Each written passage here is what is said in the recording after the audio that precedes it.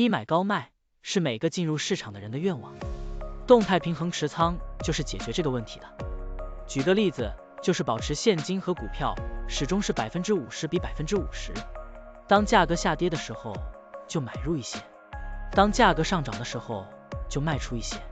这样做，通过低买高卖维持仓位比例的均衡，即使价格经过一定时间的震荡又回到原位，也可以获得波动的收益。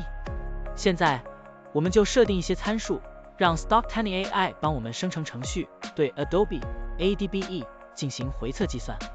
设定参数如下：检查间隔，每周五按照收盘价检查一次；价格梯度，每变化10%就启动买入或者卖出操作；运行时间从2023年1月1日到2024年4月30日；交易手续费设定为0.30%。这样设定节省了盯盘的时间和操作次数。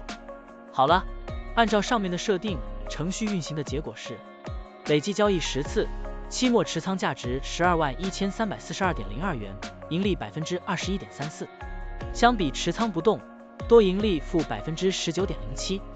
如果你希望更频繁的交易，可以把参数修改为持股仓位70%，每天按照收盘价检查一次持仓，每变化5%就进行平衡，这样就可以得到新的回测结果。累计交易32次，期末持仓价值128423.58元，盈利28.42%。相比持仓不动，多盈利负11.99%。股票的波动特性不一样，盈利效果就不同，参数设定不同，盈利效果也会不同。怎样找到最优的组合呢？请评论区留言，让 Stocktunny AI 来帮助你。股票调优 AI， 利用 AI 技术赋能您的股票选择与操作。本站内容不构成对任何人的投资建议，您应当基于自己的独立判断做出决策。扫描二维码获取文字稿，欢迎点赞、评论、转发。